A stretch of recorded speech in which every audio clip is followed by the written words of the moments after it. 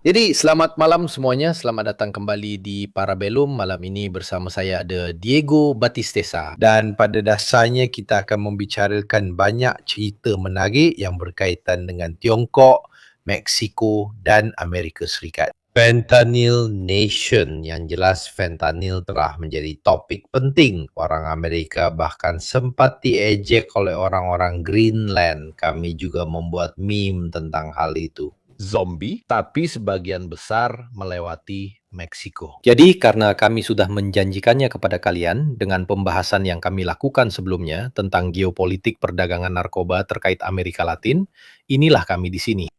Silakan Diego. Kita kembali lagi, selamat malam Mirko, selamat malam untuk semua pendengar dan penonton yang sudah bergabung malam ini, yang sedang menonton kita. Memang kami sudah menjanjikannya, kami juga sudah membicarakannya dengan Francesco Guerra terakhir kali, ketika kami membahas sedikit tentang kartel dan kejahatan terorganisir di Amerika Latin.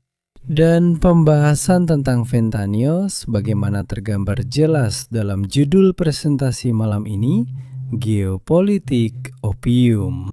Memang ini adalah sesuatu yang sangat berkaitan dengan Amerika Serikat dan telah menjadi keadaan darurat kesehatan nasional yang sebenarnya. Namun hal ini membawa kita pada pembahasan geopolitik yang jauh lebih penting, yang menghubungkan Meksiko, yang menghubungkan Tiongkok.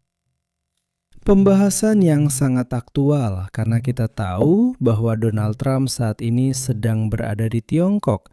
Bersama Xi Jinping, mereka sedang mengadakan pertemuan. Dan hal ini membawa kita untuk berpikir, bagaimana saat ini organisasi kriminal besar ini mampu memanfaatkan gelombang panjang globalisasi untuk menciptakan wilayah pengaruh dan terutama aliran uang yang sangat besar. Criminalization mungkin terdengar seperti judul serial Netflix, tapi sebenarnya itulah situasi yang sedang dialami Amerika Serikat saat ini. Mungkin nanti akan jadi, toh mereka juga tidak punya banyak tahun tersisa di sana. Mungkin nanti akan jadi. Seperti yang terjadi dengan Pablo Escobar kan. Pertanyaan pertama, bahkan sebelum kamu mulai menjelaskan. 1. Kenapa fentanyl belum masuk ke Eropa? Apakah karena mafia kita yang tidak menginginkannya? Karena dari segi pelanggan itu adalah narkoba yang menghancurkan pelanggan, dan jadi kamu tidak bisa mempertahankannya dalam jangka panjang. Itu adalah narkoba yang sulit untuk dikendalikan. Sulit untuk dikendalikan, butuh skala ekonomi, nanti akan kita lihat di presentasi yang sudah kami siapkan, butuh skala ekonomi. Di mana alirannya? Maaf, kalian tahu kadang-kadang saya keceplosan pakai kata-kata Spanyol selain básicamente. Dan di mana harus ada akses yang sangat cepat ke obat-obatan, nanti kita akan lihat alasannya. Dan di mana harus ada ketergantungan besar pada obat pereda nyeri. Dan yang terpenting, ada juga satu elemen yang baru saja kamu tekankan. Salah satu masalah besar bagi para pengedar, yang dalam bahasa Spanyol disebut camelos, adalah mereka tidak tahu bagaimana caranya agar tidak membunuh pelanggan mereka. Maksudnya, mereka tidak bisa menemukan formula yang memungkinkan mereka menjual seperti dulu, seperti menjual narkoba lainnya. Karena fentanyl, seperti yang akan kita lihat malam ini, sangat mematikan. Dosis yang sangat kecil saja bisa sangat mematikan. Dan karena di banyak pasar narkoba juga sering mencampur berbagai jenis narkoba, fentanyl menjadi sesuatu yang sangat berbahaya. Ini adalah sebuah epidemi. Kita berbicara tentang puluhan ribu kasus kematian, terutama di kalangan anak muda di Amerika Serikat. Ini adalah produk yang belum masuk ke Eropa, tapi juga belum masuk Mirko ke negara-negara lain di Amerika Latin. Ada jejak beberapa contoh di Argentina, di negara-negara lain, tapi belum mencapai tingkat yang kita lihat di Amerika Serikat. Kita berpikir saat kita memikirkan fentanyl dan kerusakan yang ditimbulkan oleh fentanyl. Maaf kalau saya tersenyum, karena jelas ini bukan sesuatu yang patut untuk ditertawakan, bukan? Tapi saya jadi tersenyum karena dalam waktu sangat singkat, kita harus sampai membuat hari nasional untuk meningkatkan kesadaran tentang fentanyl. Pada tahun 2026 nanti, itu akan menjadi hari yang kelima. Artinya, ini dimulai pada tahun 2021, tanggal 29 April, jadi beberapa hari yang lalu, 2 minggu yang lalu, telah diadakan Hari Nasional untuk meningkatkan kesadaran tentang fentanyl. Karena penting untuk meningkatkan kesadaran masyarakat, mengingatkan bahwa korbannya sangat banyak, terutama di kalangan anak muda, dan yang terpenting adalah mempromosikan strategi pencegahan overdosis dengan naloxone. Naloxone adalah obat yang digunakan. Sekarang, semua aparat penegak hukum dan semua para medis di Amerika Serikat menggunakannya. Seperti yang kalian lihat, saya juga menampilkan foto sebuah papan iklan besar yang ada di pinggir jalan, yang membuat kita paham bahwa ini semacam semprotan yang juga digunakan seperti inhaler, yang bisa digunakan dalam berbagai bentuk kan? Tapi yang paling umum adalah jenis ini, berupa inhaler, yang bentuknya mirip dengan yang digunakan untuk asma kan? Ini adalah zat yang bisa membuatmu sampai di rumah sakit dalam keadaan hidup pada dasarnya. Maksudnya, itu bukan untuk membalikan overdosis. Seseorang yang overdosis, naloxone tidak langsung membuatnya bangun dan berjalan. Tidak begitu. Tapi itu memungkinkan adanya intervensi yang setidaknya bisa membuatmu sampai di rumah sakit. Begitu. Dulu mereka pakai epinefrin, kalau tidak salah, epinefrin. Dokter untuk yang mengalami overdosis. Saya ingat saya pernah, Mirko, beberapa tahun di layanan bantuan darurat. Boleh dibilang, boleh promosi. Saya pernah beberapa tahun bertugas di ambulans. Dan saya ingat kami tidak menggunakan, maksudnya tidak ada prosedur seperti itu. Tapi sekarang, membayangkan apa yang harus dilakukan oleh para medis saat melakukan intervensi, atau juga aparat penegak hukum, atau juga di sekolah-sekolah, di gedung-gedung publik, di mana overdosis memang sudah menjadi hal yang biasa terjadi setiap hari. Sudah menjadi semacam barang wajib. Maksudnya, semua aparat penegak hukum dan siapapun yang melakukan intervensi di jalanan harus memiliki naloxone. Ini supaya kalian paham apa yang sedang kita bicarakan. Maksudnya, dalam 5 tahun yang lalu, mereka harus membuat hari nasional untuk meningkatkan kesadaran tentang fentanyl. Dan ada papan reklam besar di sepanjang jalan yang membicarakan tentang naloxone. Ini dia, di mana mereka menjelaskan cara menggunakannya untuk menangani kasus overdosis. Ketika kita berbicara tentang kasus, di sini saya menampilkan satu kasus agar kita bisa memahami apa yang sedang kita bicarakan. Tentu saja, ada juga struktur sosial tentang siapa yang paling banyak menggunakan fentanyl, siapa yang paling banyak meninggal. Ada stratifikasi sosial yang sangat jelas di Amerika Serikat. Namun jika Anda melihat kotak di kanan bawah, Anda bisa memahami bahwa krisis fentanyl benar-benar memengaruhi semua orang. Pada tahun 2023, cucu Robert De Niro meninggal. Saya tidak tahu apakah Anda masih ingat beritanya. Masih sangat muda, 19 tahun, karena overdosis campuran obat, opioid, dan narkoba lain. Salah satunya adalah fentanyl. Jadi kita sedang membicarakan sesuatu yang menyerang tanpa pandang bulu semua lapisan sosial. Tentu saja cucu Robert De Niro tidak memiliki masalah ekonomi. Yang nanti akan kita lihat menyerang, terutama mereka yang berada di lapisan paling lemah dalam sebuah sistem, yaitu sistem Amerika Serikat, yang memang dibangun untuk menciptakan jenis. Struktur dan kebutuhan seperti ini di dalam lapisan tertentu. Pertanyaan. Berapa biayanya dibandingkan dengan yang lain? Karena jika berhasil menggantikannya berarti aksesnya lebih mudah. Pasti ada perbedaan harga, saya kira. Bukan hanya akses yang lebih mudah, tapi juga dicampur atau disembunyikan dalam pil lain. Coba bayangkan, saya tidak tahu apakah di slide sebelumnya ada angkanya. Sepertinya ada, tentang beberapa angka. Nah, coba bayangkan, tahun 2020, tahun 2024, 75% kematian akibat overdosis pada remaja usia 10-19 tahun melibatkan fentanyl. 75%. 3 dari 4 kematian dari tahun 2020 sampai 2024 berkaitan dengan fentanyl. Lihatlah kategori usianya. Antara usia 10 dan 19 tahun, anak saya yang paling kecil baru berusia 7 tahun. Maksud saya, kalau saya pikirkan, hal ini benar-benar menakutkan. Dan jika kita lanjut ke berikutnya, bayangkan jumlah yang dibutuhkan untuk mengalami overdosis fentanyl yang mematikan hanya 2 miligram. Ini Mirko mengingatkan kita pada apa yang kita bicarakan sebelumnya. Para pengedar jalanan tidak tahu bagaimana caranya agar tidak membunuh pelanggan mereka supaya mereka bisa terus membeli. Pada dasarnya agar bisa menciptakan ketergantungan dan kemudian membuat mereka terus membeli. Bayangkan saja, fentanyl itu 50 kali lebih adiktif daripada heroin. Artinya, fentanyl menciptakan ketergantungan 50 kali lebih besar daripada heroin. Jadi ini adalah jenis zat yang sekali kamu mulai mengonsumsinya, sangat sulit untuk berhenti. 50 kali lebih kuat dari heroin, 100 kali lebih kuat dari morfin. Morfin adalah obat penghilang rasa sakit yang seperti yang kita tahu, diberikan kepada orang-orang yang mulai mengalami rasa sakit yang luar biasa. Misalnya ketika mereka mengalami kondisi kanker yang sudah berada di stadium terminal.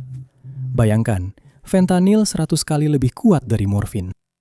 Kita sedang membicarakan tentang narkoba sintetis. Senyawa yang dibuat secara kimiawi ini, seperti yang akan kita lihat nanti, telah mengubah kartel-kartel Meksiko menjadi industri kimia kriminal yang sesungguhnya karena mereka mulai memproduksi senyawa ini secara massal. Tapi saya ingin bertanya ini, Diego. Jika biayanya sangat rendah, ada yang bilang bahkan 4 euro per dosis.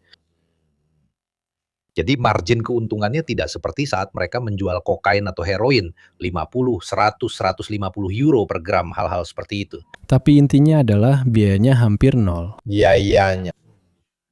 Biaya produksinya hampir nol. Karena prekursor yang dibeli dari Tiongkok harganya sangat murah, dan dengan jumlah prekursor yang sangat sedikit, bisa dibuat fentanyl dalam jumlah yang sangat besar. Yang kemudian, dan nanti akan kita lihat lebih lanjut, salah satu hal yang paling membuat saya terkejut ketika saya mulai meneliti bagaimana kartel memasukkan fentanyl ke Amerika Serikat adalah bagaimana fentanyl itu disembunyikan. Dan apa salah satu strategi yang digunakan untuk memicu ketergantungan ini? Dan pikirkan tentang angkanya. 150 orang per hari meninggal karena fentanyl pada tahun 2023 per 2024. Yaitu 150 orang per hari. Itu adalah tahun-tahun Mirko di mana kita mulai melihat gambar-gambar mengerikan tentang zombifikasi itu. Kita sedang berbicara tentang 250.000 orang dalam 3 tahun yang meninggal di Amerika Serikat karena overdosis opioid sintetis. 250.000 orang itu sudah mulai setara dengan sebuah kota menengah besar di Toskana, Mirko. Maksudnya, kita sedang berbicara tentang angka yang sangat besar, terutama jika kita juga memikirkan usia orang-orang yang terlibat. Jika kita bisa melanjutkan, mari kita lanjutkan. Nah, ini memberi kalian sedikit gambaran. Ini adalah peta-peta yang memberi kalian gambaran tentang bagaimana persentase kematian di Amerika Serikat meningkat. Hingga akhirnya, karena konsumsi opioid, jumlahnya mencapai lebih dari 100.000 pada tahun 2023. 100.000 kematian akibat overdosis adalah angka yang sangat mengerikan. Bahkan selama kampanye presiden, Donald Trump pernah mengatakan bahwa ini akan menjadi salah satu poin yang akan menjadi fokus utamanya. Pada grafik di samping, saya telah menambahkan beberapa angka yang, apalagi karena ini parabellum, membantu kita memahami sejenak tentang apa yang sedang kita bicarakan. Ini adalah jumlah korban tewas dari Amerika Serikat dalam perang-perang terakhir yang diikuti Amerika Serikat. Lihat di mana angka 100.000 itu. Dan angka 100.000 hanya terlampaui oleh Perang Dunia Pertama dan Perang Dunia Kedua. Tidak ada perang lain yang menewaskan sebanyak itu seperti yang dilakukan fentanyl hanya pada tahun 2023. Maksud saya, kita sedang membicarakan tentang Peran-peran itu berlangsung lebih lama, bukan hanya sebentar. Benar. Tidak berlangsung hanya 1 tahun. Tapi kita hanya mengambil tahun 2023 saja. Kita juga bisa bicara tentang tahun-tahun dari 2020, 2021, sampai sekarang. Dan kita sedang membicarakan angka-angka yang benar-benar mengerikan. Kita lihat bahwa lebih banyak pria yang meninggal karena overdosis fentanyl, tapi jumlah wanita juga sangat tinggi.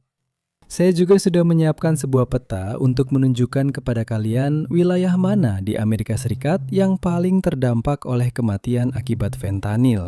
Dan kalian bisa lihat ada 2 wilayah yang akan kita bahas. Nanti di slide-slide berikutnya yang punya nama-nama khusus bagi yang mengenal Amerika Serikat, pasti akan terdengar familiar, yaitu Rust Belt dan Appalachia. Itu adalah wilayah-wilayah yang mengalami depresi industri yang sangat parah dan dulunya sangat kuat pada masa penambangan dan industrialisasi. Tapi sekarang itu adalah wilayah-wilayah yang mati. Dari sudut pandang ini, menarik untuk dicatat bahwa itu adalah wilayah-wilayah paling pedesaan seperti Tennessee, Kentucky, Virginia, Louisiana, dan New Mexico. Wilayah yang paling terindustrialisasi atau katakanlah yang lebih kosmopolit justru adalah yang paling terang. Ya, lalu memang ada juga keterkaitan antara stratifikasi sosial dan aspek etnis rasial serta depresi ekonomi besar yang kita bicarakan sebelumnya.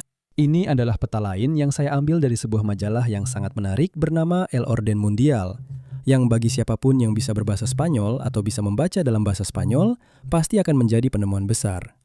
Pada gambar-gambar berikutnya, tepatnya di sini, seperti yang terlihat, ini benar-benar sebuah epidemi, karena memengaruhi seluruh Amerika Serikat. Dan hari ini, ketika kita berbicara tentang fentanyl, kita berbicara tentang kota dan lapisan masyarakat perkotaan, pinggiran kota, dan pedesaan. Dan mari kita lihat di mana saja daerah-daerahnya. Ini adalah New York. Mari kita lihat daerah mana saja di mana insidensi fentanyl paling tinggi. Dan kita lihat Bronx dan Queens adalah daerah yang paling terdampak. Itu bukanlah daerah paling kaya di kota ini, tapi itu adalah daerah di mana terdapat konsentrasi orang-orang yang kemampuan ekonominya, kemampuan untuk memenuhi kebutuhan pokoknya tidak terlalu tinggi. Dan di situ kita kembali lagi, Mirko, ke apa yang kita bicarakan sebelumnya. Ini bukanlah narkoba yang harganya 100 euro per gram seperti harga kokain 10-15 tahun lalu. Tapi ini adalah narkoba yang sangat terjangkau. Tapi yang paling penting juga, sangat adiktif. Maksudnya saya selalu lupa kata dalam bahasa Italia, yang membuat ketergantungan. Dan di slide berikutnya, kita bisa lihat memang di sini kalian bisa lihat di bagian paling bawah, gambar yang terakhir, bahwa bola merah fentanyl itu mewakili semua yang ada di sebelah kanan adalah heroin, dan semua yang ada lebih ke kanan lagi adalah morfin. Jadi bola merah fentanyl itu memiliki kekuatan yang setara dengan heroin atau morfin. Jadi, mari kita sadari betapa sedikitnya fentanyl yang dibutuhkan untuk menyebabkan overdosis. Dan masalah fentanyl adalah bahwa zat ini sudah ada sebelum kartel Meksiko menggunakannya untuk membuat industri kimia kriminal. Pada gambar paling kanan, Anda dapat melihat fentanyl dalam bentuk komersial yang dilegalkan dan telah digunakan selama bertahun-tahun oleh perusahaan farmasi. Dan ini adalah produk yang telah diproduksi selama beberapa tahun dan digunakan untuk mengobati kondisi nyeri kronis. Biasanya, seperti yang Anda lihat, ini dikembangkan pada tahun 60-an. Dan memang awalnya digunakan secara eksklusif hanya untuk nyeri hebat, karena memberikan efek euforia yang langsung terasa. Ini sangat efektif karena sangat kuat. Namun, sejak tahun 60-an ketika obat ini dikembangkan, sudah diketahui bahwa ada masalah di mana dosis minimalnya saja sudah bisa mematikan. Dan Tunggu, kenapa? Sekarang, maksudnya, kartel narkoba saya kira itu barang mereka. Jadi mereka pasti tahu karena barang ini tidak diproduksi pada tahun 70-an, 80-an, atau 90-anan kan? kenapa sekarang? Pertanyaan $1 juta. Mirko, itu pertanyaan yang tepat. Karena sekarang masalahnya mereka ciptakan sendiri di dalam negeri, Amerika Serikat. Memang, kartel Meksiko dan secara umum kejahatan terorganisir telah merespons kebutuhan pasar. Pada saat undang-undang di Amerika Serikat berubah, pada saat itu juga, kita akan melihatnya di slide berikutnya. Apa yang didorong pada tahun 80-an dan 90-an? Sekarang kita mengerti bahwa itu adalah sebuah kesalahan. Jadi, memang krisis itu tidak muncul di jalanan, tapi muncul dari sistem kapitalis. Dan di sini kami menjelaskannya dengan sangat baik. Sistem farmasi dan kesehatan itu sendiri yang telah menghasilkan hal ini pada tahun 90-an. Dan di sini, bahkan bagi mereka yang mungkin mengikuti kami dan sangat mengenal perusahaan farmasi ini, pasti ada sesuatu yang terasa janggal. Purdue Pharma yang dikendalikan oleh keluarga Sacker secara agresif mempromosikan penyebaran Oxycontin, yaitu oksikodon, yang sangat kita kenal. Dan ini adalah opioid lain yang digunakan untuk pengobatan nyeri dan dipasarkan sebagai obat yang sangat aman. Kampanye pemasaran yang sangat agresif. Mirko, pil-pil ini dijual seolah-olah seperti sedang minum pil sebelum terbang. Saya pernah melihat beberapa liputan, itu cukup intens, di mana mereka menunjukkan seberapa banyak ada penggunaan yang sangat besar, bahkan hanya untuk obat tidur dan sebagainya. Yang di negara kita dianggap harus dengan resep dokter, tapi di Amerika kamu bisa membelinya dengan santai, kamu minum dan langsung tidur. Lihat juga di sana. Sebenarnya, misalnya fentanyl yang legal hanya bisa didapatkan dengan resep dokter.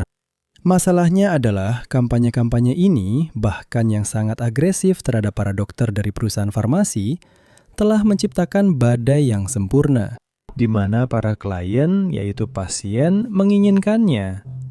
Para dokter mendapatkan komisi besar untuk membuat resep.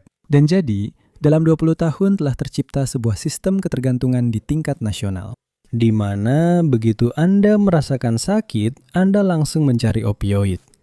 Jadi, terciptalah sebuah sistem yang menormalkan penggunaan opioid untuk pengobatan terasa sakit. Tidak ada terapi lain, langsung minum pil, langsung minum obat. Tapi apa yang terjadi? Pada titik tertentu, hukum berubah. Atau jika bukan hukumnya, persepsinya yang berubah. Dan memang saya rasa sistemnya pun berubah. Kartel-kartel yang kemudian datang, tepatnya, dan kita menjawab pertanyaan yang tadi kamu katakan. Pada saat kita mengalami 20 tahun ekspansi besar-besaran dalam resep obat, kita menciptakan populasi yang sangat besar yang tergantung pada analgesik opioid. Dan kita menyadari bahwa kita punya masalah.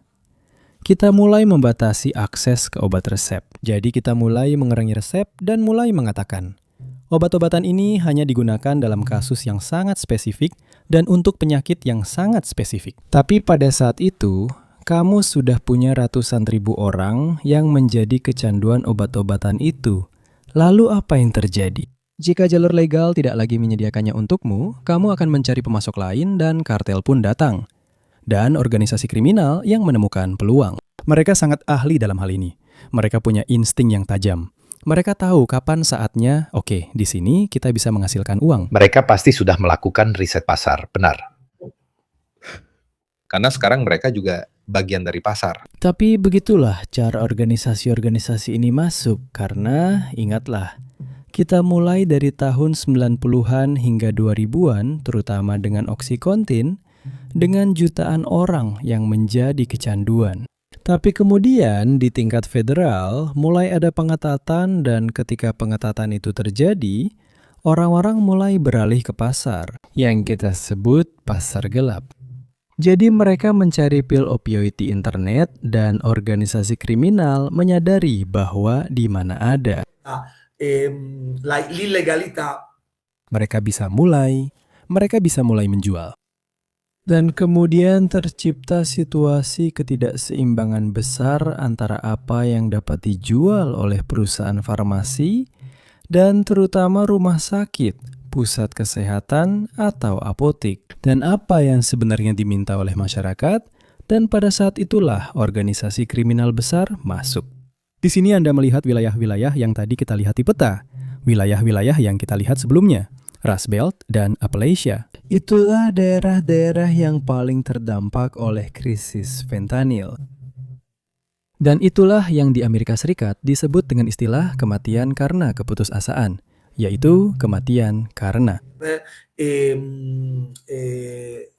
Istilah ini berkaitan dengan kematian akibat overdosis yang sebenarnya berhubungan dengan semua yang sudah kita bicarakan sebelumnya. Kita menghadapi situasi bunuh diri, alkoholisme, depresi, tingkat pengangguran yang tinggi, karena kita mengalami deindustrialisasi besar-besaran, ketidakpastian yang terus-menerus. Ada situasi umum yang menyebabkan terjadinya runtuhnya jalinan sosial komunitas. Yang menyebabkan dalam sistem predator dan kapitalis seperti di Amerika Serikat, terjadinya isolasi sosial yang belum pernah terjadi sebelumnya.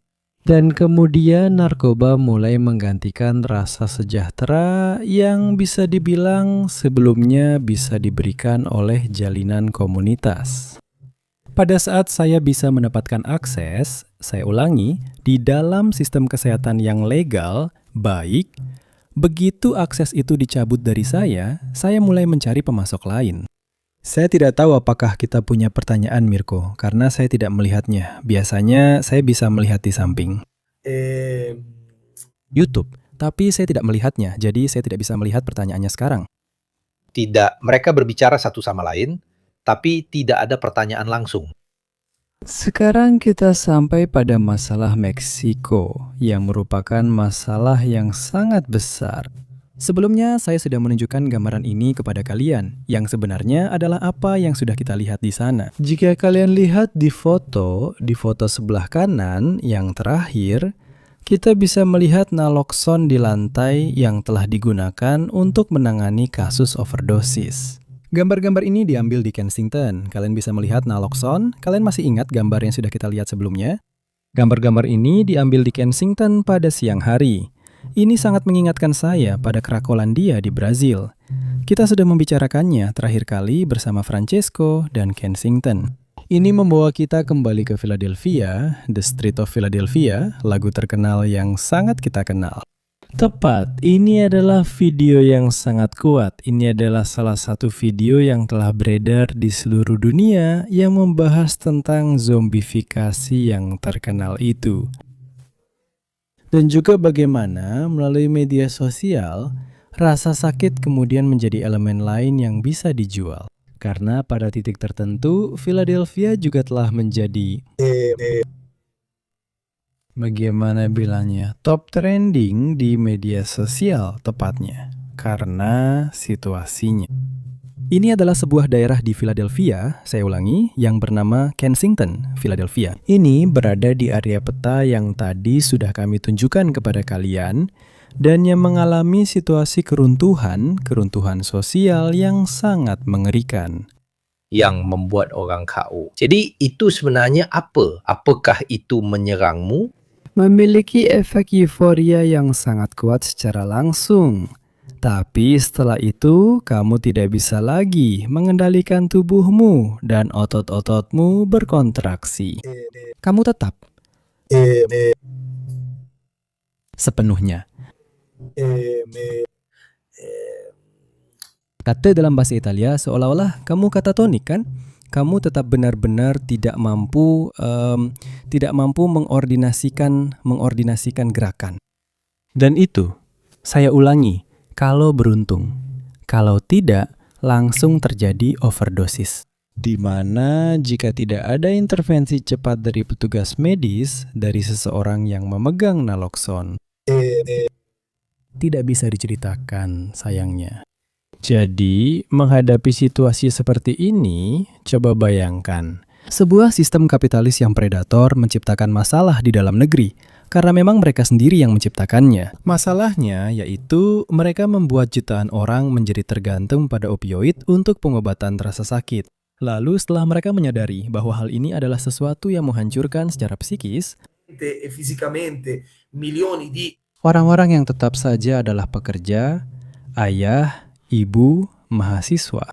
Dia mencoba untuk mundur, tapi dia tidak berhasil atau tidak terpikirkan, tidak terbayangkan. Yang tetap saja ada kelompok besar penduduk yang tidak terjangkau dan yang sudah menjadi tergantung pada obat-obatan ini. Dan kemudian datanglah kartel-kartel Meksiko, kartel yang sudah sangat kita kenal.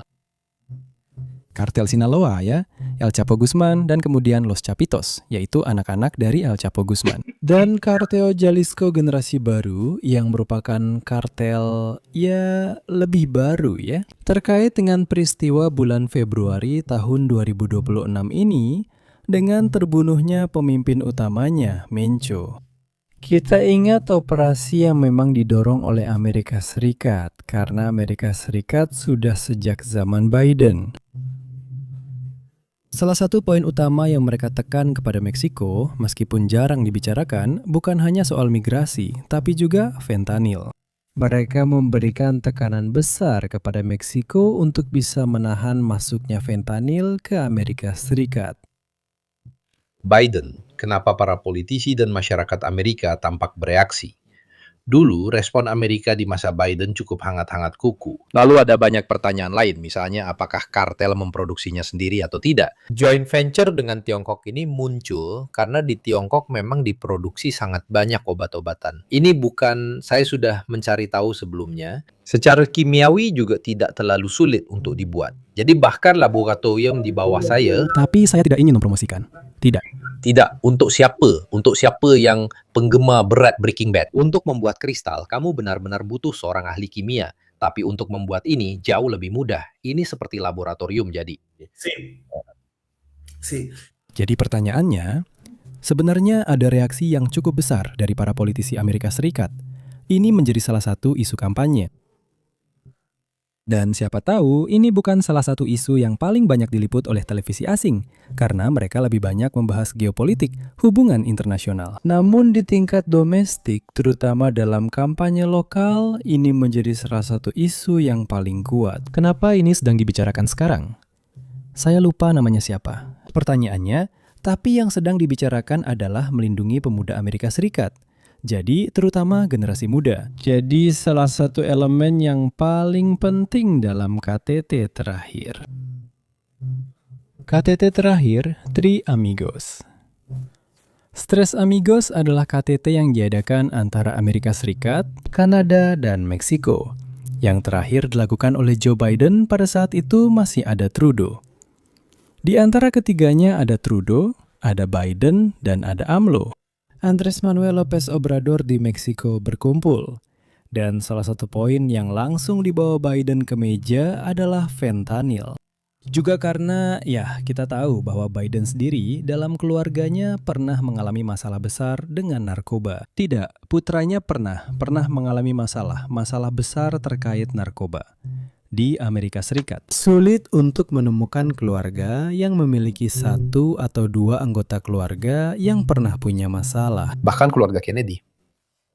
Pertanyaan penting karena ini adalah langkah yang mendasar. Menurut saya slide ini sangat penting. Sementara waktu itu kita membicarakan beberapa daerah tertentu di Kolombia dan sebagainya, di mana mereka membuat perkebunan tersembunyi, bahkan di dalam hutan dan sebagainya. Jika kalian mengikuti serial Narcos, kalian bisa melihat bagaimana mereka menginjak-injak daun koka, lalu memurnikannya dan sebagainya. Semuanya dilakukan di hutan, di gubuk-gubuk yang terbuat dari seng bergelombang.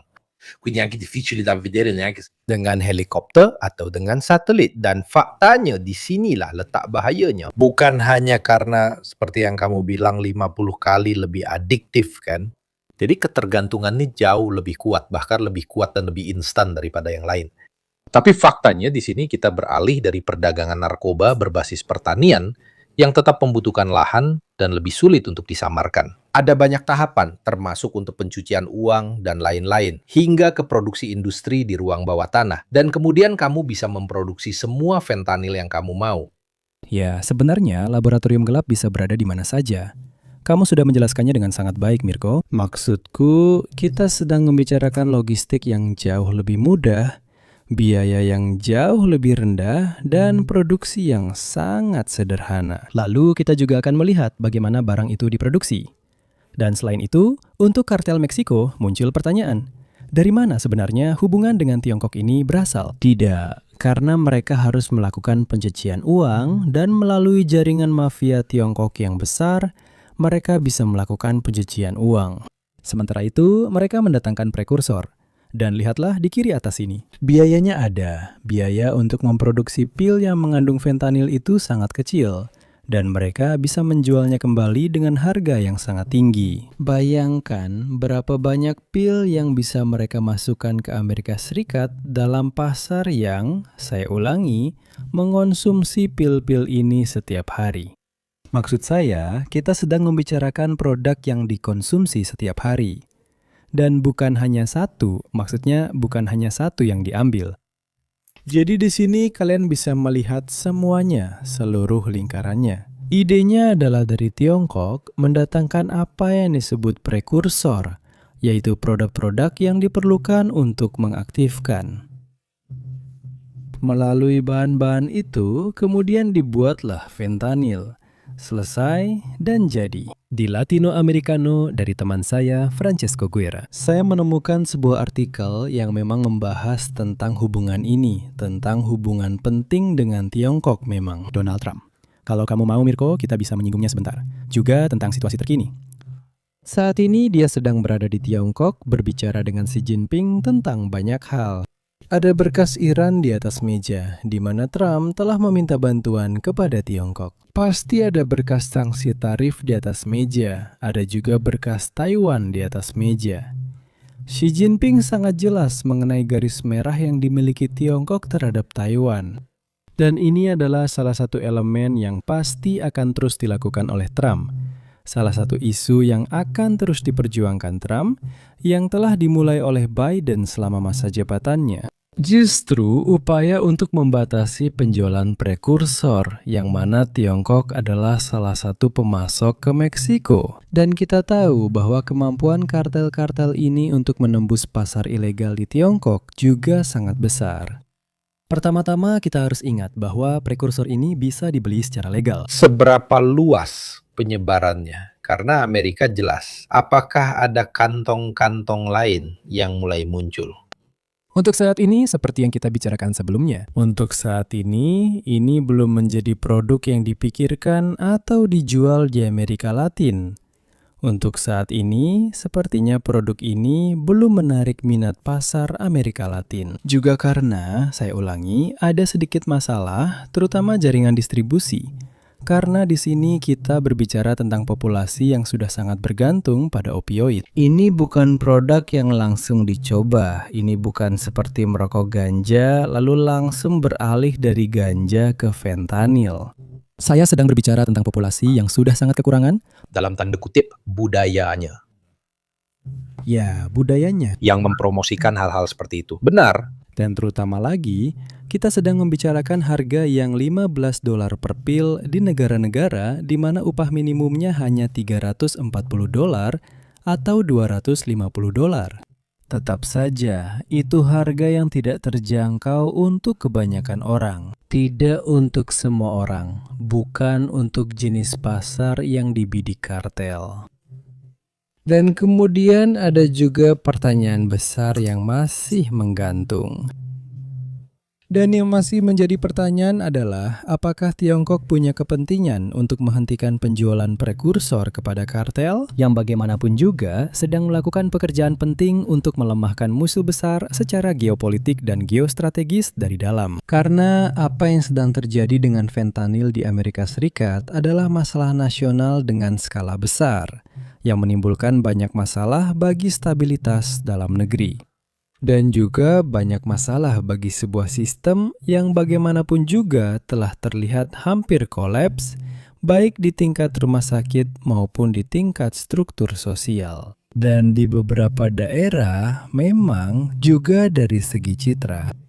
Kamu sempat menyinggungnya terakhir kali, kalau tidak salah, ketika Trump mulai bertingkah sedikit, bagaimana ya bilangnya dalam bahasa Italia, dalam bahasa Spanyol, seperti preman ya. Ketika dia mulai bertingkah sombong soal Greenland dan orang-orang Greenland mulai memposting di TikTok dan di media sosial, dikutip dari Zanichelli. Si Ganasa. Benar, si Ganasa. Benar, aku hampir lupa kata itu. Ya sudah. Pada dasarnya itu sikap ala mafia. Mereka mulai mempublikasikan di media sosial video-video ini di mana mereka ulang situasi mengerikan di Kensington yang sudah kita lihat sebelumnya. Jadi bahkan dari segi kerusakan citra itu sangat mengerikan. Sekarang saya ulangi. Di Tiongkok, kita harus mempertimbangkan pertanyaan-pertanyaan. Ada beberapa pertanyaan menarik ya. Saya hanya ingin mengatakan hal ini. Bayangkan di Tiongkok, prekursor ini bisa dibeli secara legal, kartel tidak perlu melakukan apa-apa untuk membelinya secara ilegal. Namun, bahkan jika Tiongkok ingin melarangnya, pasti kartel nantinya akan tetap punya kemungkinan karena mereka sudah punya hubungan kuat dengan jaringan mafia pencucian uang untuk bisa mendapatkan prekursor ini. Jadi bukan berarti jika Xi Jinping besok bilang kita tidak lagi menjual prekursor, masalah ini akan selesai dalam 2 hari. Seberapa cocok analogi antara krisis fentanyl, perang opium di abad ke-19, dan tentu saja pertanyaannya, apakah Triad terlibat? Jadi, Winter Night, kamu sudah membuat aku tidak tahu namamu siapa. Aku panggil saja Winter Night, karena aku lihat namanya Winter Night. Kamu sudah membuat analogi yang sempurna. Fentanyl adalah opium abad ke-21 bagi Amerika Serikat, dan memang dianggap seperti itu pada level ini. Memang sedang dicoba untuk mengambil langkah-langkah pencegahan yang setingkat itu. Triad terlibat dalam hal ini. Di sini saya butuh Francesco karena dia yang paling ahli soal hubungan langsung. Menurut perkiraan saya, iya, sulit rasanya untuk perdagangan sebesar ini di tingkat seperti ini dengan volume uang sebesar ini, Triad tidak terlibat. Tapi saya tidak bisa memberikan informasi yang lebih spesifik tentang hal ini karena saya hanya akan menebak dan beropini. Dan saya tidak suka menebak atau beropini.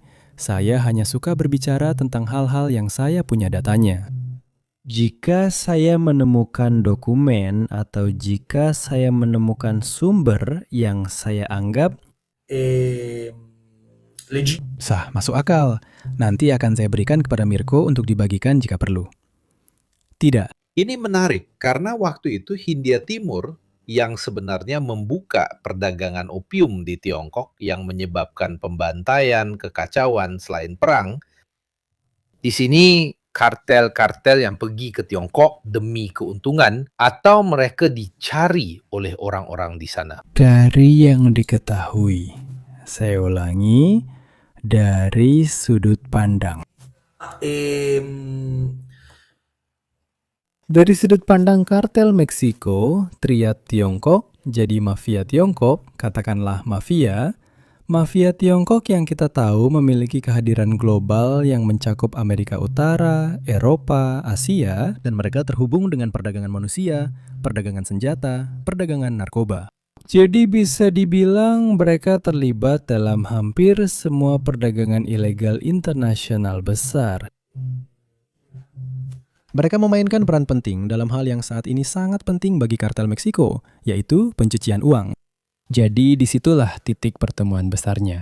Pada saat kartel Meksiko membutuhkan dukungan penting untuk pencucian uang, mereka pasti akan berhubungan dengan organisasi mafia Tiongkok, yang di sisi lain bisa menjadi mitra besar yang dibutuhkan kartel-kartel ini untuk memperoleh sejumlah besar prekursor. Karena kita sedang membicarakan jumlah prekursor yang sangat besar, yang kemudian digunakan untuk jumlah sebanyak ini. Dari fentanyl. Bayangkan, keuntungan yang dihasilkan di Amerika Latin kemudian dipindahkan melalui jalur-jalur ini antara Asia dan juga Amerika Serikat, di mana Triad memiliki kehadiran yang sangat penting. Karena pada akhirnya idenya adalah selalu mencoba untuk mempertahankannya.